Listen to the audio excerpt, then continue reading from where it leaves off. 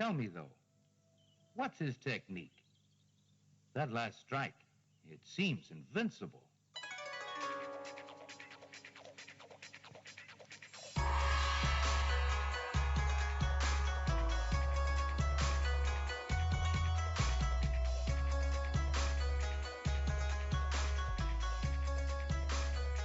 Hello and welcome to Sons of the Dragon, the Immortal podcast. My name is Connor and Karl. I'm Carl Stout. And today we are covering the new Power Man and Iron Fist 3. But first we'll cover some Iron Fist news. Namely the TV show, because there's never really any Iron Fist news. So, yeah. We got photos. They've started filming, so that's good. We got lots of photos, and they're getting lots of interesting comments. Yeah, I stay away from comments now. I just get too angry. Believe it or not, a lot of the comments have been towards Miss Meacham's outfit. It did strike me as a bit odd, but because the original Origin and whatnot coming out in the 70s, and Miss Meacham is wearing retro 70s clothes. Yeah. So a lot of people actually liked that. I like it. I mean, she looks a bit too raggedy for like a rich person, though. You know what I mean? Mm-hmm. But like, I do like they're going for the retro look with her. Yeah. And obviously, with the pictures they've already leaked, they're putting somewhat different of a spin on the Origin. Yeah, you're referring to Ward Meacham? All the Meachams.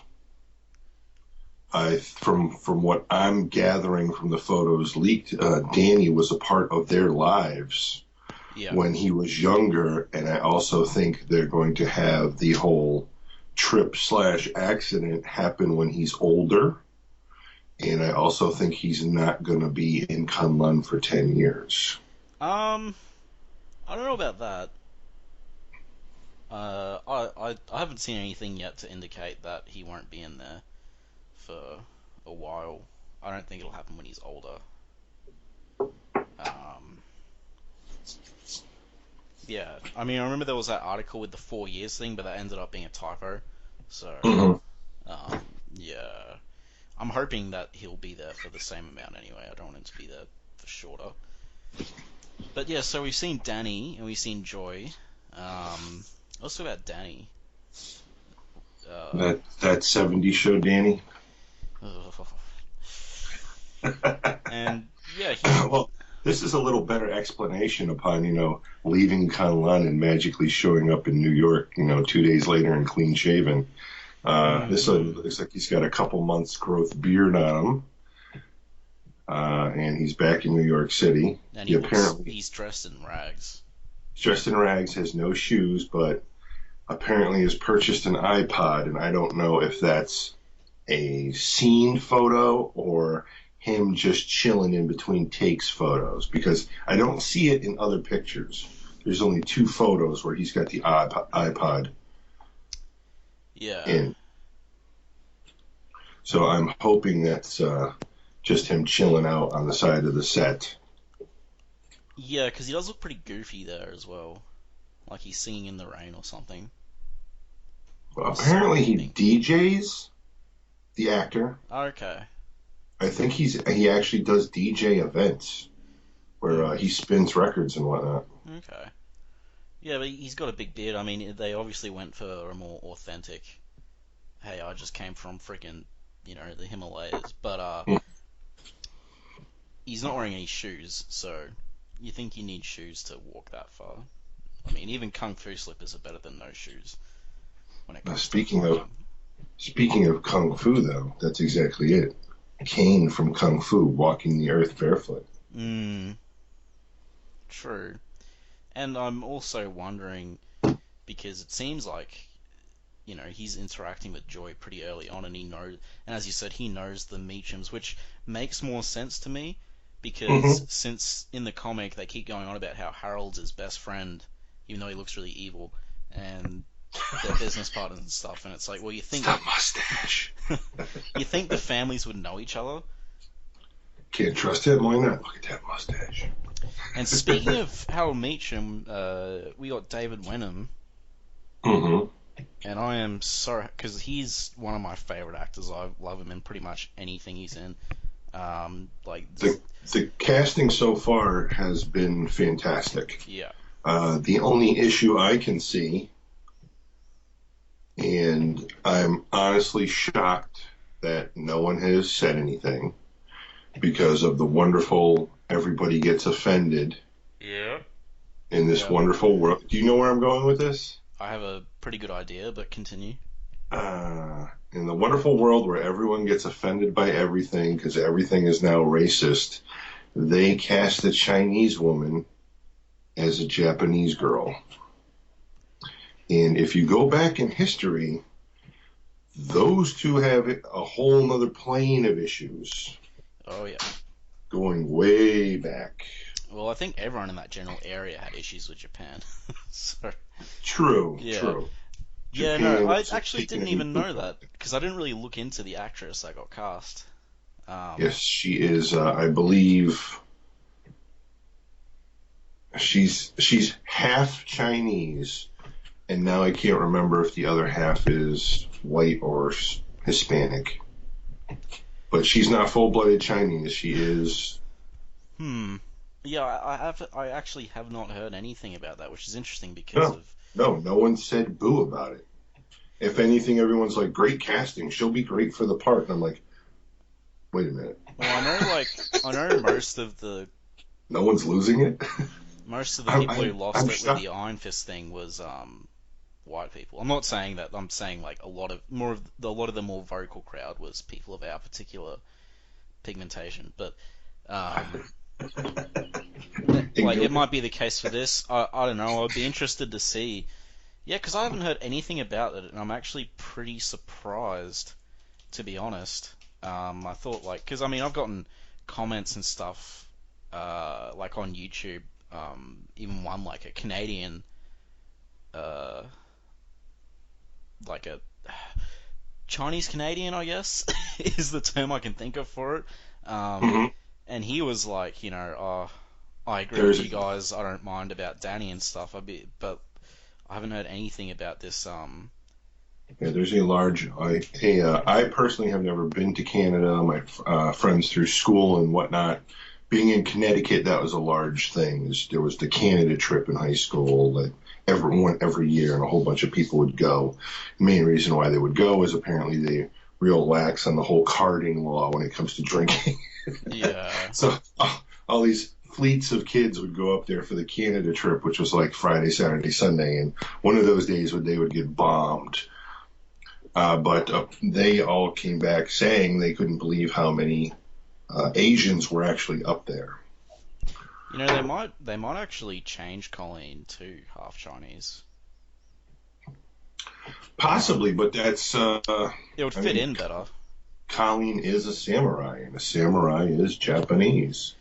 Yeah, but I guess are they going to go that whole route in the show?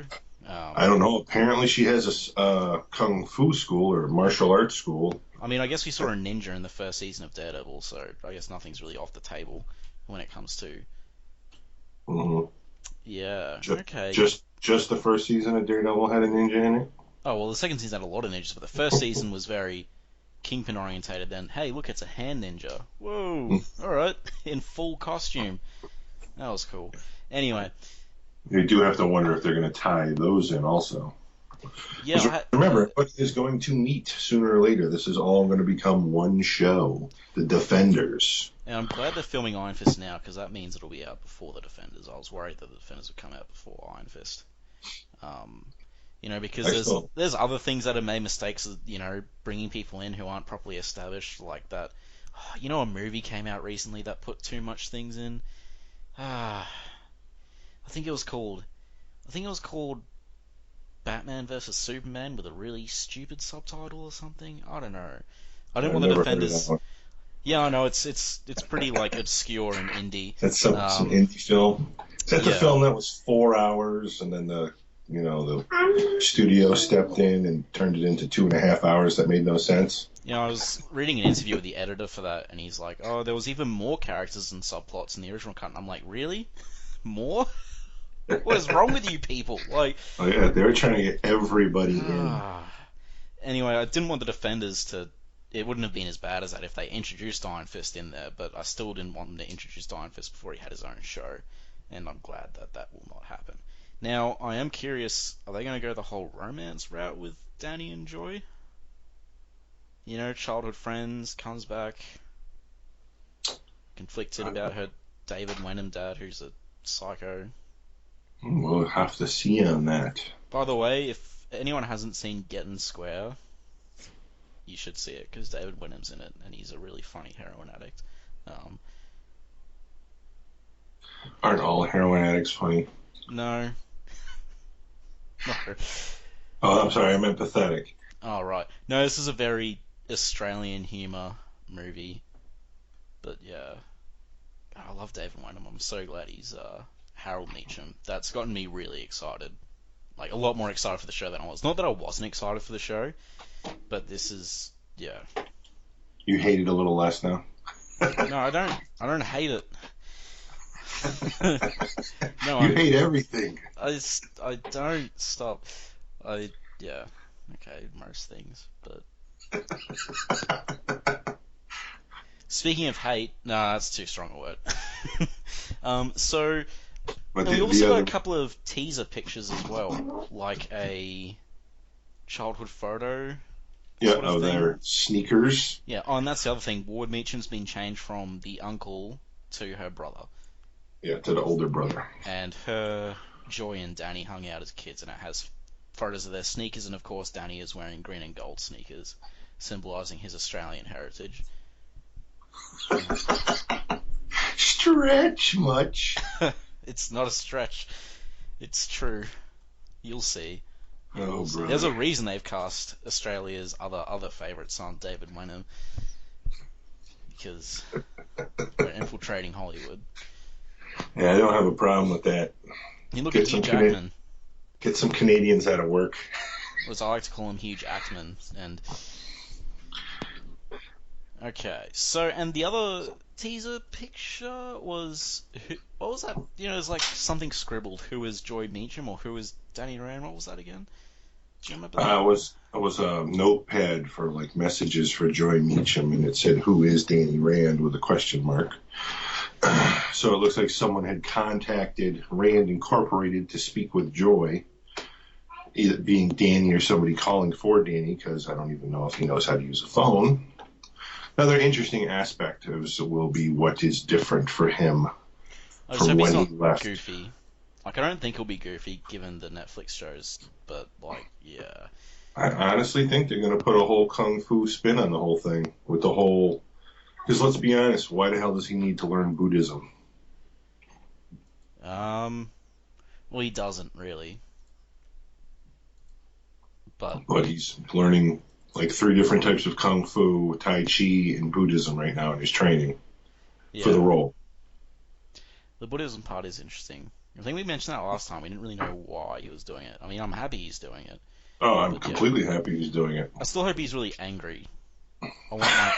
Well, I mean, the best parts of early Iron Fist is Danny being angry. Well, besides the House of Traps, anyway. But, well, skyscraper of traps. Who is... never mind. But there's the post-it, and then there's the flyer for Colleen's martial arts school. Oh, yeah. Yeah, and that's another interesting thing, that she's running a martial arts school. So apparently Nightwing Restorations is not in effect yet. I really don't care. Because you can't stand Misty Knight. That's why. No, if she was not in the show, I know a lot of people would be angry, but I would not be one of them. And I'm the one who's going to be forced to listen to you cheering if they make him hook up with Colleen instead of Misty. Yeah, although if they do the mind meld thing, that'd be pretty weird. The only thing Danny should hook up with is his fist. Oof. No comment on that one. I wish I didn't say that. That was weird. All Anyway, right, to issue 3, please. yes, issue 3, Power Man and Iron Fist. Still written by David Walker, still drawn by Sanford Green, and the color artist is Lee Lothridge. I haven't been paying attention, but I'm pretty sure he's done the other 2 also. Joe Quesadilla is still the creative officer chief that's letting this happen. Send your hate mail to him. I mean, I'm sure he's still getting hate mail for one more day.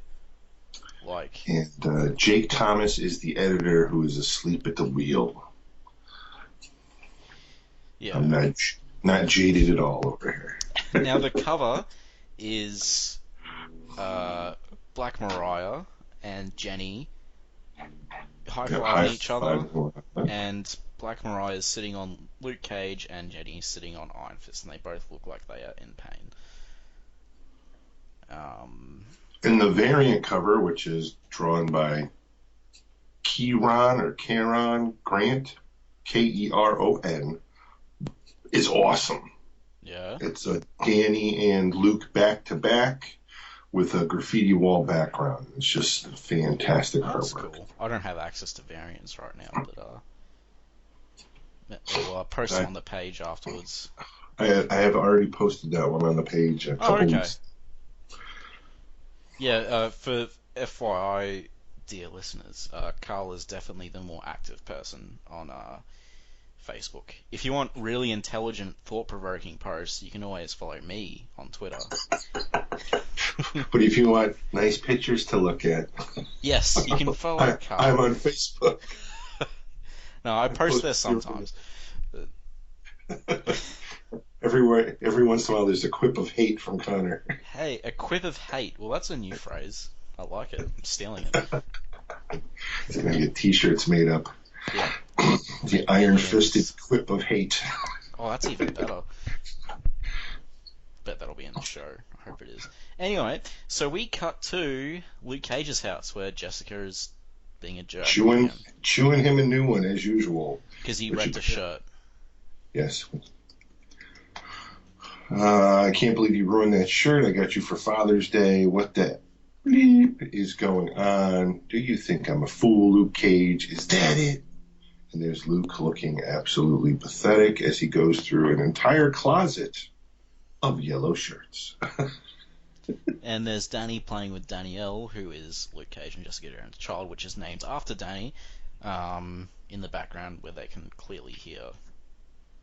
And Luke exclaiming that he does not think she is a fool. She's the smartest person he knows, and he knows Reed Richards. It was just an accident that the shirt got destroyed. Oh, yeah, big time whipped. And she doesn't believe it. An accident. I saw a video online of you two fighting Gorilla Man and the Black Tarantula. I know you and Danny are trying to bring the whole Power Man and Iron Fist thing back together. And there's Luke in his closet of gold going, look, baby, first of all, not all people. Luke does the whole oh baby routine. Danny and I were just helping a friend. And third, he's in the next room and I think he can hear us. And of course, Miss Krabby Pants is like, do I look like I give a beep? Hey Danny, can you hear me from there? Now we have a weird shot of I don't know what that facial expression is for Danielle, but Danny's got his cheeks dimpling up again. And as I said, I still don't complain about the art style. I like it. It's over the top, exaggerated, but I mean, I have no problem with it. For me, it's the best part of the books, actually. It's actually, it grows, the art style grows on you. Plus, we get some very amusing panels where people kind of look potato. Yes. And this could be one of them. Yeah. So, I'm going to ask... Danny basically puts the fault upon himself. Right here. He said Luke didn't want to team up. We were just helping a friend and I went overboard.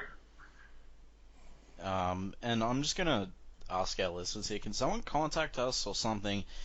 Because, as I said, I read Bendis's New Avengers, and while I wish that was just a, haze of bad writing and mediocrity. It, Yes, at its best, it was mediocre, but yeah. Young Anyway, Padawan, let the hate flow through you.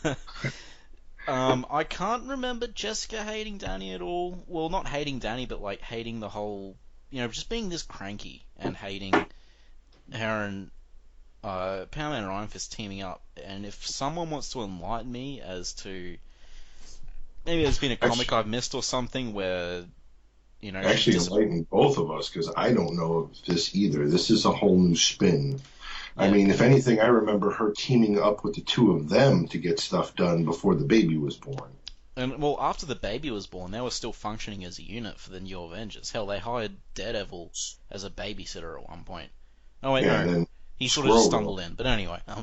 Squirrel Girl was their regular nanny, and she actually had to prove herself and almost took out Wolverine in the process. Let's not talk about that, Sparks. I could... Oh... Bendis! You can't see it right now, but Connor's looking straight up in the air, shaking his fist. I was literally doing that. Like, Bendis just has favoritism. He just craps on characters he doesn't care for just to make his characters look good. It's like, why does Wolverine need to look better than he already is? He's already an immortal samurai berserker, bloody plot armored. He has plot armor despite the metal skeleton and healing factor. Now that's impressive. Batman, eat your heart out. Like, well, I mean, I guess he did die though, so there's that. He'll be back. Well, dead in heavy quotations. And even before he comes back, they're still putting in like a bunch of other Wolverines.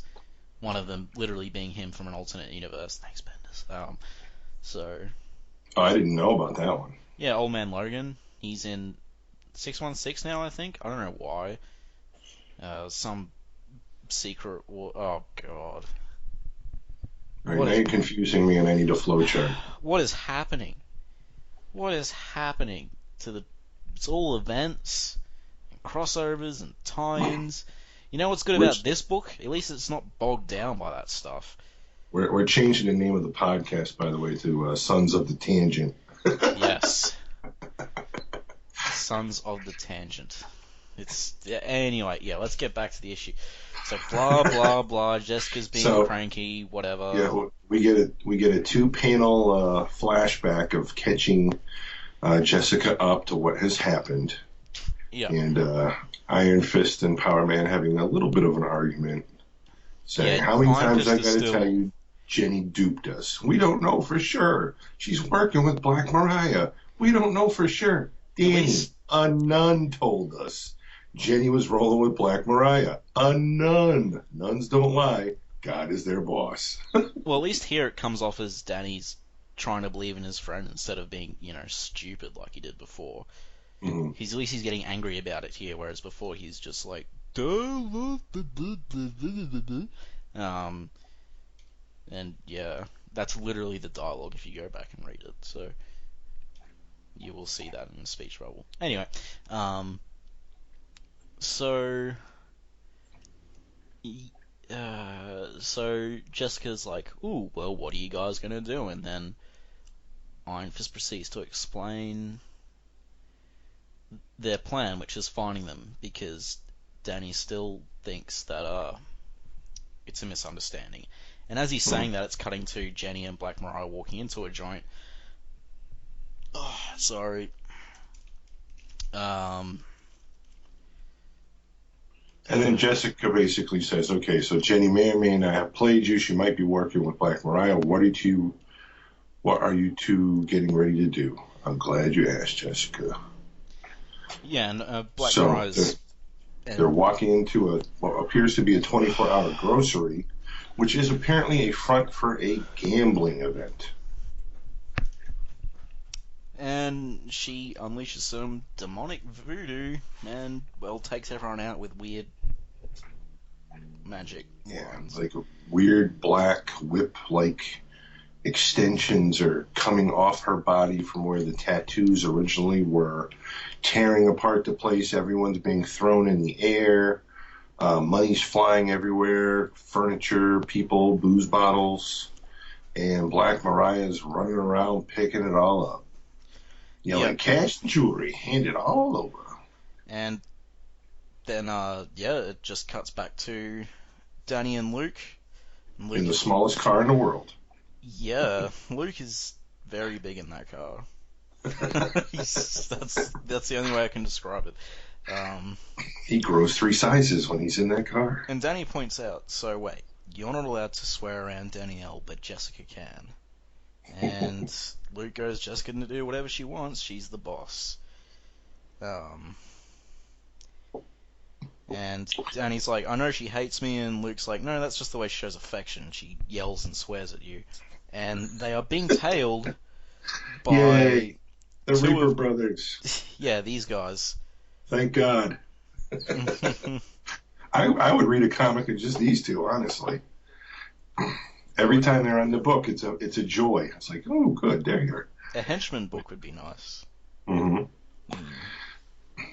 And they're on the phone again with Tombstone, saying, boss, we've been following them all day. And they ain't led us to the Black Mariah or the skinny chick with the Super Soul Stone. They ain't led us anywhere. Do you want to know why? They haven't led you to Black Mariah or the skinny chick with the Super Soul Stone? I have to wonder if the writer gets paid for how many times he can mention Super Soul Stone in the book. Yeah. What is happening there? Because Black Mariah and skinny chick have been hitting all my operations.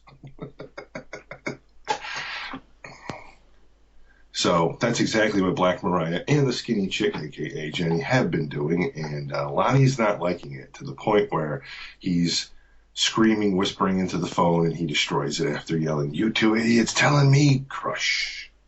And then we're back to the Reaper brothers going, he crushed the phone again, didn't he? That's like the 3rd one this week. What do we do now? I don't know.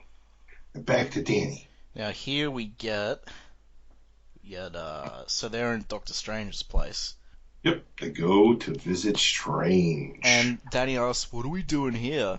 And it's like, dude, what do you think you're doing here? And it's, again, the dumbification of Danny Rand. Or an excuse to give us exposition. I mean, I don't think we need to know why they're seeing Doctor Strange. You see him, he's the go-to guy for anything remotely magical.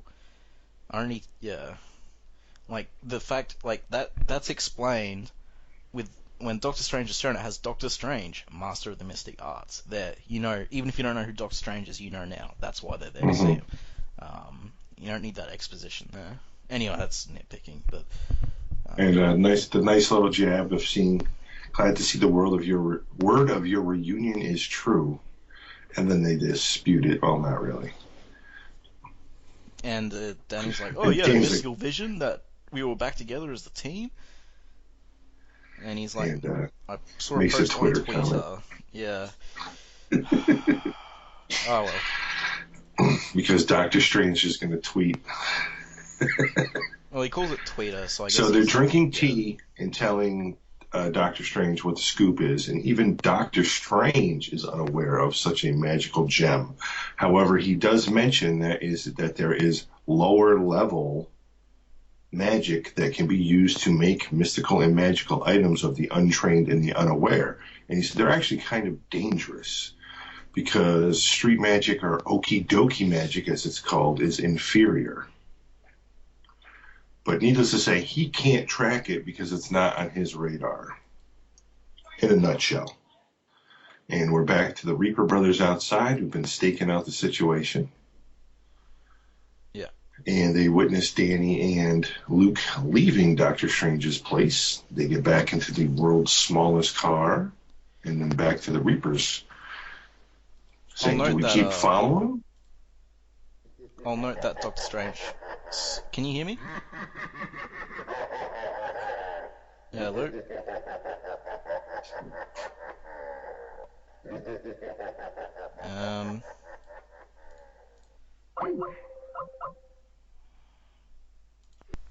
Hello, listeners.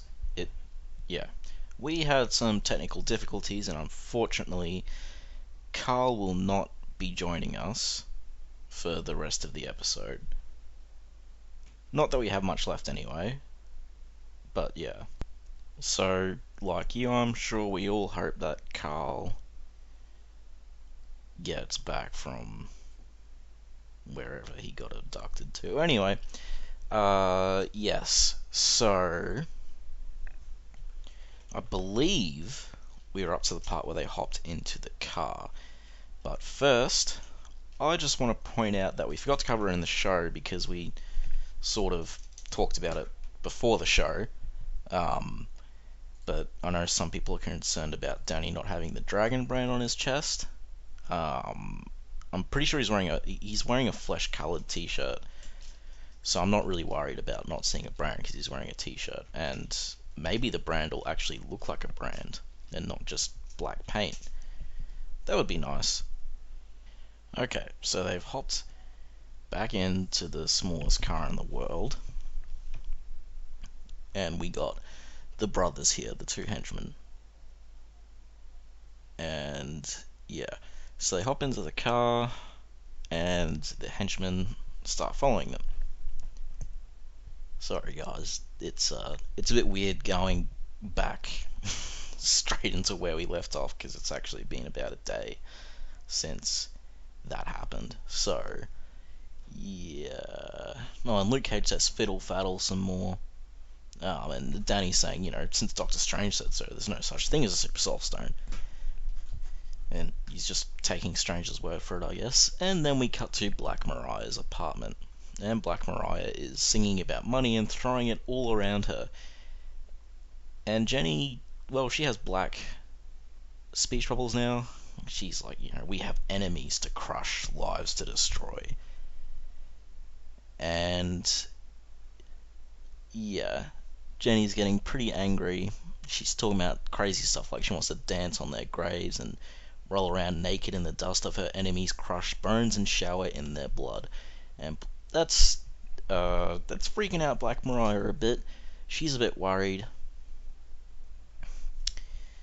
And would you look at that? Karl just messaged me. I'm just gonna check if he can record. But yeah, she's freaking Black Mariah out, and she's saying, remember what Sinclair said about that necklace? And Jenny's like, I'm fine, I've been never better, and her eyes are starting to glow. And she's going on a power trip, it looks like, and there's crackling dark magic around her. And they strut out, and Jenny's going, let's make them pay for what we did. And then we cut back to Luke Cage and Danny. And they're visiting a Signor Magico, who's a wannabe master of mystic arts. This is Luke Cage's go-to guy, I guess. I'm not sure if he's been in Power Man and Iron Fist before, but yeah, feel free to point out if he has. So yeah, Luke Cage asks him about the Super Soul Stone, and Signor Magico is like, oh, so it's true. You guys took the Super Soul Stone from Tombstone. And he's saying, you can't mess with that kind of magic. So, yeah, his place is it's just full of what looks like junk, I guess. Something particularly interesting that stands out. He's wearing like a dodgy cape and an Empire State shirt. And yeah, and Danny's still skeptical. He's like, if this was so powerful, Doctor Strange would know about it. And he calls Doctor Strange a pendejo and says he's forgotten about more magic than he'll ever know. And he gives up some exposition. We get like a full page, sort of cool splash of a, sort of cosmic with robots and weird people and Egyptian headdresses and stuff. And I don't even want to guess some of this stuff. So anyway, yeah, he says it's a creation of street magic conjured from an old spell, the Book of Anansi, the Yoruba trickster. It provides untold power to whoever wears the sacred markings and recites the conjuring spell, but here's the thing, it can only give power to someone who is weak. Someone with strength could never access the power. And see, this is why Karl needs to be here, because I'm not good at remembering, when I read single issues like a couple of weeks apart. I'm not good at remembering the intricacies. I'm not sure if Tombstone was trying to access it, but this would explain why he couldn't if he was. Because obviously he's not weak, he's quite strong. And the power corrupts and takes over the mind and body again. It's the work of the trickster. That's what makes it so dangerous. And yeah, they both have sheepish looks on their face, and they're both pretty much just like, oops. And he calls them idiots. Do you know what you've done? And we cut to Jenny, who's clearly more demon than person now, with the Super Soul Stone in the middle of her chest. And it corrupts the soul. And Luke goes, how do we stop it? And Danny goes, I can use mystical kung fu, right? And I mean, I guess it did work. He did exorcise a demon by punching it with his mystical kung fu, so hey, it might work again. Let's see where that goes. And apparently, according to the book, the power of the Super Soul Stone can only be defeated by a strength greater than the strength it gives. And before you ask, he has no idea what that means. I think it's pretty self-explanatory. You just have to use a stronger power, I guess, unless it's going somewhere else. Anyway, we cut back to Black Mariah and Jenny, and they've just torn the street up. What's this? It seems like Karl is coming back. Well then. I would put my 2 cents in on Senior Magico. Yeah. Basically, if I was writing the story, Danny would have been the one that brought them to Doctor Strange, and then Luke would have been the one who brought them to Senior Magico. That would just make more storytelling sense. Well, Luke brought them to both, but yeah, you're right. That doesn't make sense. Yeah, that makes no sense. Listeners, if you haven't figured out yet, Karl has returned from whatever abyss he was pulled into. So, yeah. And for the record, best face on Black Mariah ever on that second panel. Yes. So yeah, Jenny is totally wrecking up this street building. I don't know, and she's holding up this guy who's stuttering an apology. Apparently they were passing a construction site and somebody ran their mouth. Yeah. And she took offense to it. A lot of offense. Her face is all veiny, and there's tentacles and gooey stuff coming out of her. And Black Mariah has that face Karl was talking about, and she's a bit freaked out. And Jenny's just screaming about how he wants to hear him scream as she tears him limb from limb. So this is getting a bit crazy for, Black Mariah. Black Mariah's like, remember what the counselor said in prison, control the rage, boo-boo. Don't let it control you. So she proceeds to chuck the construction worker in a pile of rubbish and rebar.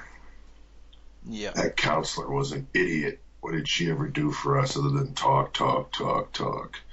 That Freudian beep. And she says, after we kill all the others... And then she looks like a happy Pokemon character. Yeah. And she says we have to kill the counselor after we kill the others now. And Black Mariah's like, we just need to talk about all this killing you got planned. You're starting to worry me. And we cut back to, Danny those two. Luke Yes. Leaving Pawn Magico. Yeah, and Danny's like, how can there be something this powerful that I've never heard of? And Luke says, same reason Black History Month is the shortest month of the year. And they come up to those two idiots, the two henchman brothers. Can't remember their name. The Reaper brothers are awesome. The Reaper brothers, yeah. As I was saying before, like, we'll talk about this a bit more at the end, but these single issues, they don't have a lot of meat in them, so I have trouble remembering some of the like intricacies of previous issues if I'm reading like a single issue 2 weeks apart, you know what I mean? Yeah, we've both discussed this and feel that this is really being stretched out. Like this, what goes on in these 3 issues could have definitely been done in 2. I know they're trying to build something here, but sales-wise, you're gonna lose readers because you're not interesting them enough. Like when we're covering our old Iron Fist run, I don't have as much trouble remembering stuff in that because they make an effort to. They're not writing it like a trade paperback. They're writing it each issue as a thing. So Danny's apologizing to Luke, saying, "Sorry, I didn't believe you before." And he's like, "It's all right. We still need to find Jenny and deal with the situation." And then the Reaper brothers are like, "Man, I've never heard the boss like this before. You can actually hear him? You know what I mean." See, more good humor from the Reaper brothers. Thank God they're in this book. Jenny could be anywhere. Hold up, we got something to deal with. He sounded worried. I'm telling you, this thing with that necklace, we got trouble. And then the Reapers are face to face with Danny and Luke. "Hey, these two clowns work for Tombstone. We're not looking for trouble." "Well, you found trouble. Me and my partner here are a hurricane of trouble about to make a landfall on your butts. Isn't that right, Power Man?" Yeah. Sure, like what Iron Fist? Like that Iron Fist. They're saying, "Look, we're not looking for a fight. Tombstone will explain everything. Please don't kick my ass." And so essentially they hop in their tiny car and follow them back to... Yes. And of course, Danny's got a bad feeling that this could be a trap. Luke's like, "No worries." It's like, yeah, who cares? So now he's making fun of that statement Danny just made about them being a hurricane, making a landfill. And he's like, "Please don't mock me. Just because I have the power of the Iron Fist doesn't mean my feelings can't be hurt." Did Iron Fist get... Anyway, no, we'll talk about Iron Fist after the issue. So now we pull up to Tombstone's HQ. Which looks like it's been repaired. No, wait, no, it hasn't. There's still a giant hole up the top. Yep. Yeah. Never mind. And as they're getting there, I swear it's legit, the boss just wants to... Boom! Tombstone comes flying out the front door, sideways, mouth all ajar, rubble flying everywhere. Yep. And, of course, destroys Luke Cage's little tiny car. Good riddance. Or fiddle faddle. Yep. "I didn't get insurance on this thing. Then how could you legally be driving it, Luke? You're a superhero. Are you driving a car in New York City illegally?"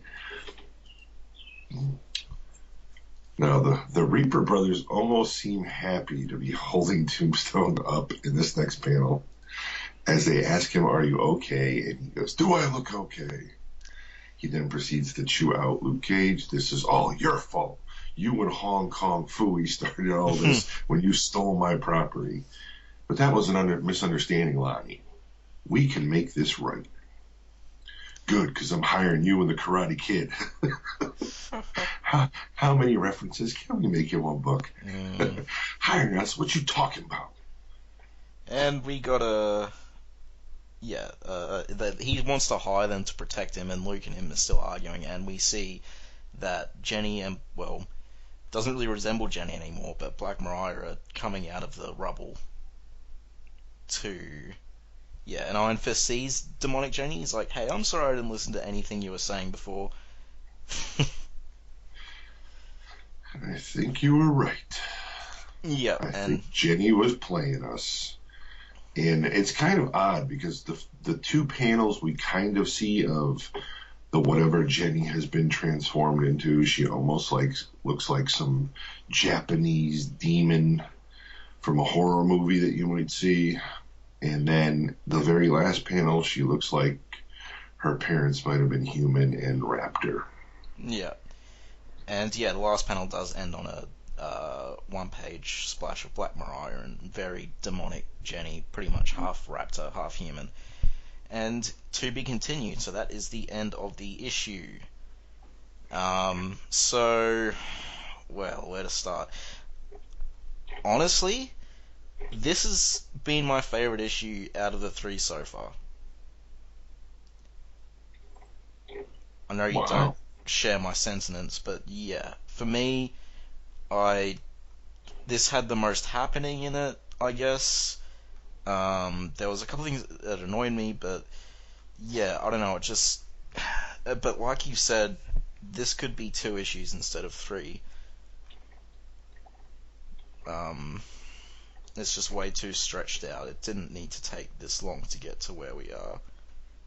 And actually, we've already covered the Jessica Jones stuff. And Iron Fist is still acting odd. Yeah, unfortunately, this is almost more of the animated Iron Fist from Ultimate Spider-Man than it is anything that's appeared in comics before. I mean, I enjoyed the issue, and please don't say it's Ultimate Spider-Man Iron Fist, because I don't want to read it with that voice. I hate Ultimate Spider-Man Iron Fist. I mean, I enjoyed this issue, but I'm gonna be honest, I still feel like I'm wasting my money.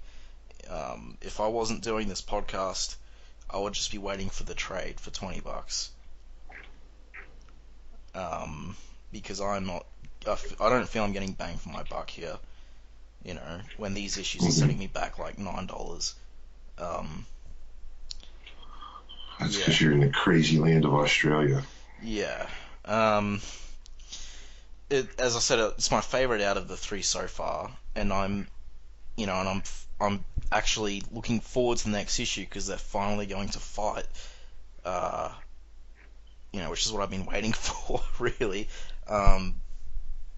But yeah,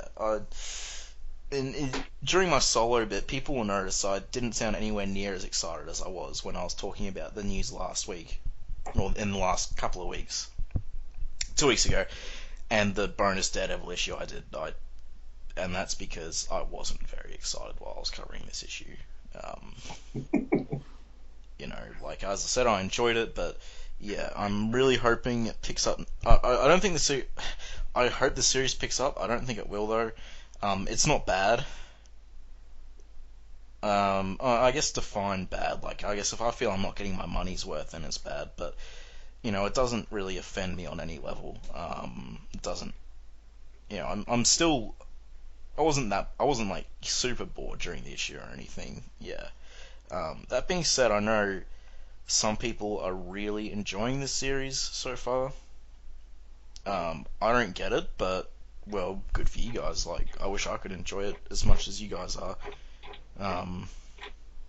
Because I really want to enjoy it. Don't get me wrong. I definitely want to enjoy it, and I'm looking forward to seeing some action next week, I guess. What did you think, Carl? Again, I thought it was a good issue. It wasn't a great issue. It wasn't a fantastic issue. It looks like it might finally, after 3 issues, be building up to something. I hope, at least. And to be completely honest, Moon Knight #1 I would put higher than these 3 issues. And there's less action in Moon Knight #1. Yeah, see, the problem, like, with this, if you're doing, like, the light-hearted Power Man and Iron Fist stuff, you need a lot of action. You can't have talking heads if it's just nothing really happening. Well, I think half my issue is the love of the character, not just Iron Fist. I'm also a huge Luke Cage fan, and neither of these are the 2 characters I know. Yeah. Luke Cage is not some whipped little wussy when it comes to pretty much everything now. I mean, he doesn't even really want to fight because he doesn't want to ruin his shirt. And Danny's an idiot. And I'm not even the hugest fan of Jessica Jones, but she was never this bitche in anything I've read. She was more that in Netflix than anything else. And that's the thing, Living Weapon ended on Danny, essentially sort of coming to peace with what happened, and that he came away wiser than he was and stuff, and here he's just being a goof. Mm-hmm. It's like, is he eating mushrooms or something? Because that would explain it, but yeah, I'm not, as I said, I don't hate it, I don't feel like I'm getting my money's worth, and I know a lot of people are really enjoying it, but personally, I recommend you just wait for the trade to come out. at this rate. It's been 3 issues, and they usually release like trades in a 6-issue packs, and I just think at this rate, like it's just going to be way worth your money, a lot more. But I guess we'll decide when this story ends. So, and it seems like it's being written for a trade. To be honest, this would read a lot better as one book. And that's a problem with Marvel, is they're writing for trades a lot these days. Don't get me wrong, DC is awful as well, but they're just a bit less awful right now. But yeah, so now I posted the numbers on the sales. Yes. And unfortunately, issue 3 sales have not been out yet, but as you can see, there was quite a drop off between issue 1 and issue 2. Yeah. Now, there's 2 things to remember about that. There's always a huge drop off between issues 1 and issue 2. Always. Every single book, it's going to happen. Because comic book stores don't know what to expect, so they usually always order hot and heavy on issue 1. And plus, even if they don't sell out completely and the book does catch on and become hot, what issue is going to be worth the most money? It's going to be issue 1. Yeah. So sales are always through the roof on a new issue 1 in Marvel. You also have to remember, they did 13 frigging covers to issue number 1. Yeah. You had to order a minimum of so many covers to get most of those, because I think 2 or 3 of those different covers were available otherwise. So you're looking at 10 covers through a comic book store. So if you didn't order 100 plus of issue 1, you weren't going to get even half of those. So that, again, also spiked up the interest in sales amount. Yeah, I don't think it's due for the chopping block or anything. Especially with the Netflix show coming out, they're gonna keep this going. Unless it just gets awful reception and awful sales, I doubt they'll like change anything. I'll say it again, I do like the artwork. I really like the artwork. It suits the tone of the book, and I'm fine with the tone of the book. It's just the characterization. I'm fine with the book being fun and stuff. But yeah. They need to team up with Hellboy. Oh, yeah. Definitely. Let's not start talking about potential team-ups, because there's so many. If anyone is paying attention to what I posted on our Facebook page, the variant cover to number 4 looks very interesting. Yeah. So that'll be interesting. I'm looking forward to that. Actually, well, maybe, I don't know. We'll see. So look, I gotta say, if you weren't sold by the first 2 issues or even the first issue, don't pick this up. Wait till you hear what we think of the trade, if you think our opinions are worth a crap, or just wait for the trade and pick it up anyway. If you've enjoyed the first 2 issues, or thought they were worth your money and they were good, then definitely pick this up, because you'll like this as well. Yeah, that's about all I have to say on it. I hope the next one picks up the pace a bit, and yeah. And hopefully more Senior Magico. Yes. Come on, he was awesome. I could do with or without, but whatever. It was a bit strange. Interesting. It reminded me of the pawn shop in Pulp Fiction. Yeah. I have to wonder if he's got a gimp in a box in the back room. So, any last thoughts on the issue before we take off? My overall thoughts is the story's not really dropping off, but it's not really rising up either. Yeah. Alright, well, next week we will be back to our old Iron Fist run. I don't remember the title of it, but it does have an awesome front page splash. So, yeah. The old book didn't have an awesome front page splash. Literally, that's how they sold comics last year. They wanted a killer cover and a zinger first page. Yeah, but this first page is spectacular, even by the normal standards. Anyway, I guess we'll be talking about this next week. So until then, may your wallet become onto a thing of iron, and yeah. And your next issue be titled A Fine Day's Dying. Yes. Peace. Peace.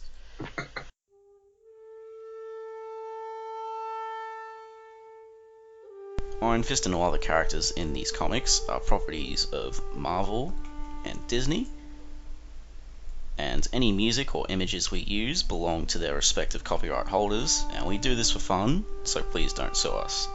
You can contact us at sonsofthedragonpodcast@gmail.com. Just send us mail, comments, thoughts, send us anything you want really, even if it's not about Iron Fist. And if you don't want it read out on the air, just mention that. You can also reach us at Facebook, the Immortal Iron Fist Podcast, Sons of the Dragon, our Twitter, at Iron Fist Podcast, our SoundCloud, soundcloud.com/Sons of the Dragon with hyphens where the spaces are, our YouTube, Connor and Karl, just search Iron Fist Podcast on YouTube and you'll find us real quick. And then there's our WordPress, Sons of the Dragon, the Immortal Iron Fist Podcast.wordpress.com. We are also on iTunes, feel free to rate us there. If you rate us less than 5 stars, well, just tell us what we're doing wrong and we'll try and improve that. And last but not least, we are on Podcast Garden in the literature section. And thanks to Thomas Tissoff for the theme song at the start. And thanks.